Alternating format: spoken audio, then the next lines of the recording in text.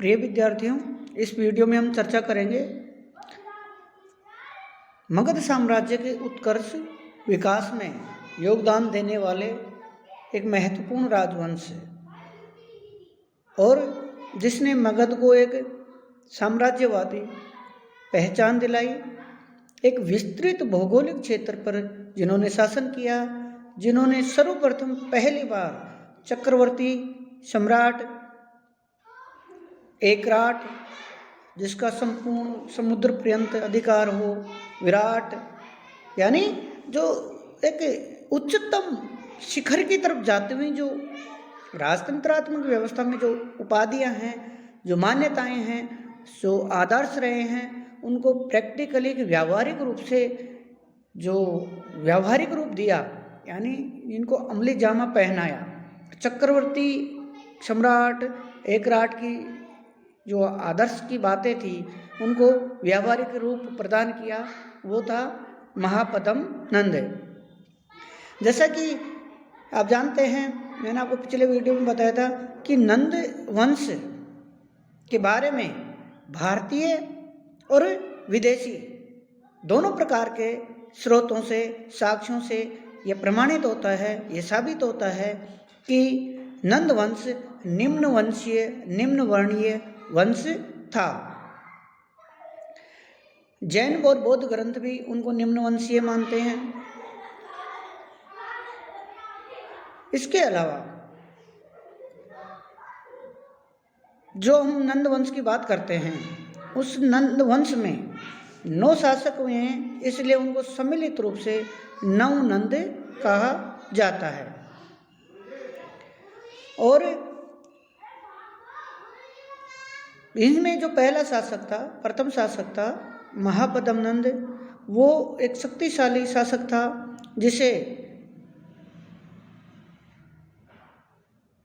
पुराणों में महापद्मपति, असीम सेना अथवा असीम धन संपत्ति का स्वामी कहा गया है। जैन जो हम पुराणों की बात करते हैं,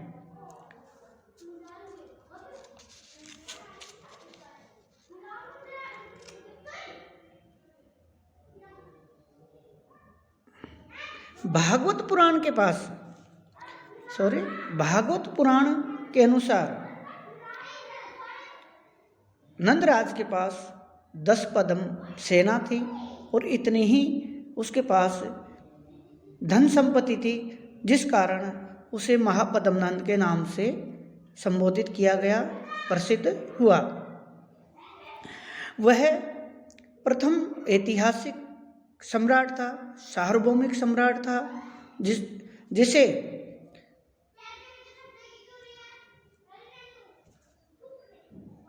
कली का अंश,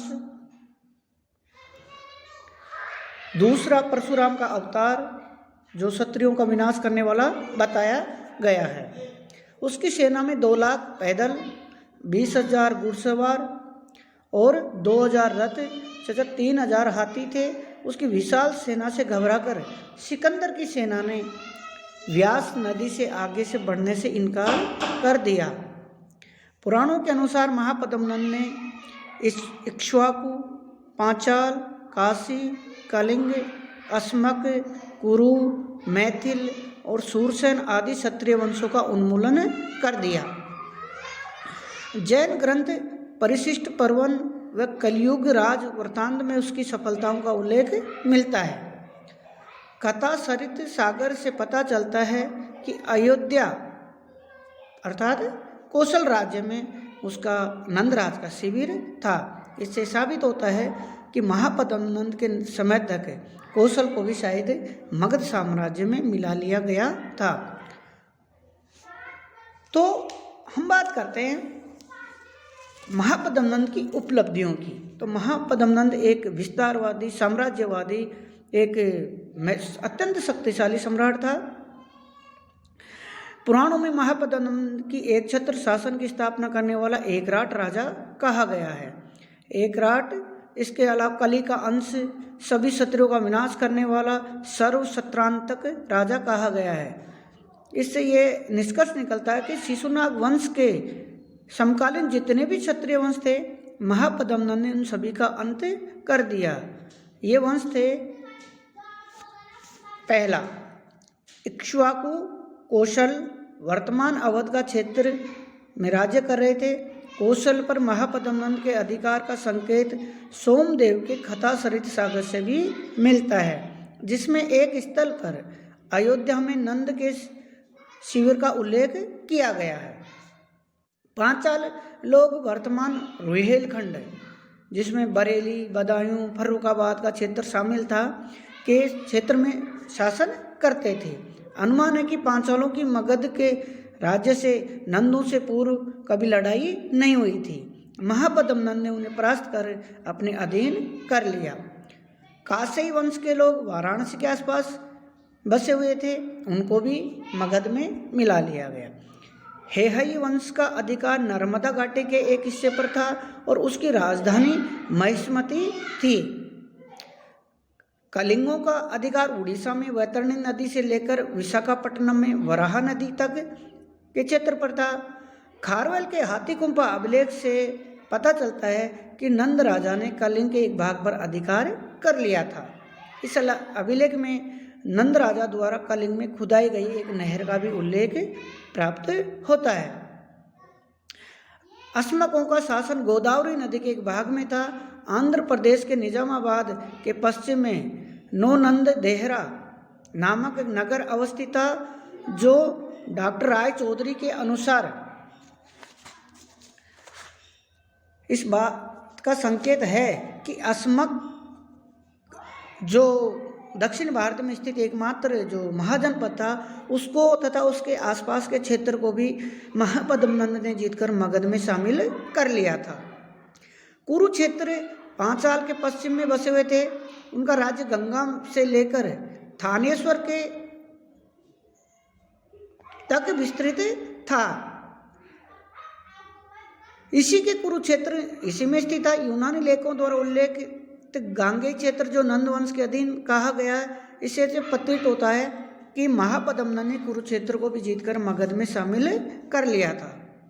मैथिल लोग रामायण महाभारत में उल्लेखित नगरी मिथिला के निवासी थे, जिसकी पहचान नेपाल की सीमा पर स्थित वर्तमान जनकपुर से की जाती है। इसके आसपास अवस्थित वज्र संघ के अधिकांश भूभाग को अजातशत्रु ने जीत लिया था, लेकिन नेपाल की तराई के जंगलों में मिथिला के राजा तक एक सीमा तक स्वतंत्र रहे होंगे, लेकिन ऐसा लगता है कि महापद्मनंद ने उनकी स्वतंत्रता का अंत कर दिया।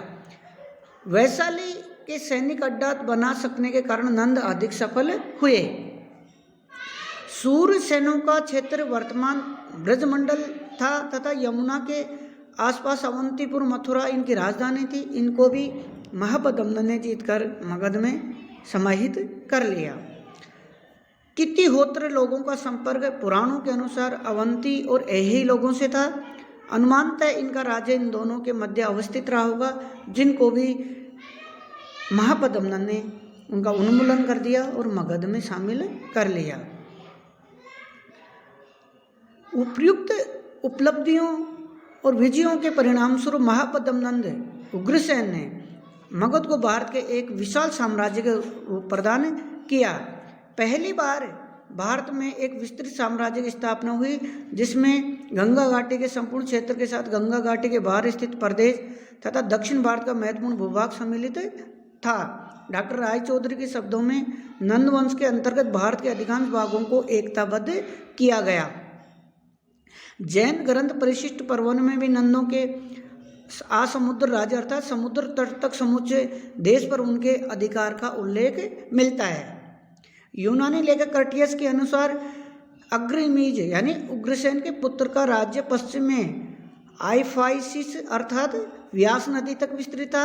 अग्रमीज के किसी विजय का उल्लेख नहीं मिलता, अतः उपयुक्त उल्लेख उसके पिता महापद्मनंद को ही इस क्षेत्र के विजयों का संकेत मिलता है।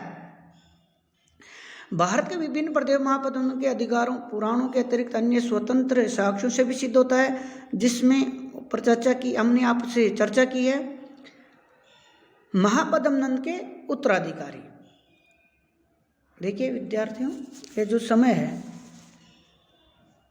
नंदों का जो शासनकाल हमें प्राप्त होता है वो 344 से 322 ईसा पूर्व में ही इसको समायोजित या स्थापित किया गया है, माना गया है। लेकिन जैसे हम बात करते हैं पुराणों की, तो पुराणों में ये बताया गया है कि महापद्मनंद ने 88 वर्ष तक शासन किया, लेकिन वायु पुराण में उसका शासनकाल 28 वर्ष दिखाया गया है। उसके पुत्रों जो महापद्मनंद की मृत्यु के बाद 8 पुत्र हैं, उनके सम्मिलित शासनकाल को 12 वर्ष का बताया गया है। लेकिन हम ये निश्चित रूप से कह सकते हैं कि नंदों का शासनकाल जो है, जैसे तिब्बती इतिहासकार तारानाथ उनका नंदों का संपूर्ण शासनकाल 29 वर्ष मानते हैं, लेकिन ये जो नंदों का शासनकाल जो समय निर्धारित किया गया है वह विवादास्पद है, संतोषजनक नहीं है, उसकी स्पष्ट जानकारी नहीं मिलती। ये निश्चित रूप से कम है और हम ये इतनी विशाल उपलब्धियों को देखते हुए मान सकते हैं कि नंदों ने इससे अधिक समय तक शासन किया होगा।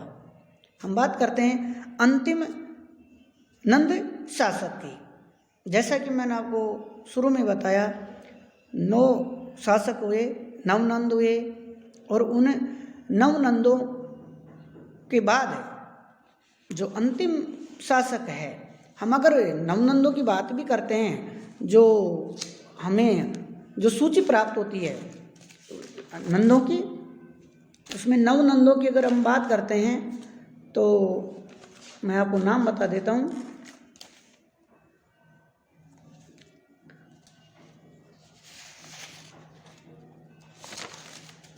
जैसे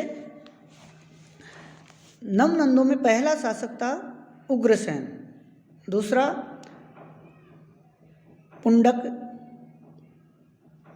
तीसरा पंडुगति, चौथा भूतपाल, पांचवां राष्ट्रपाल, छठा गोविंद शाण, सातवां दस सिद्धक, आठवां कैवर्त, और जो अंतिम नंद शासक था अंतिम, वो था धननंद या घनानंद। ये अंतिम नंद शासक था।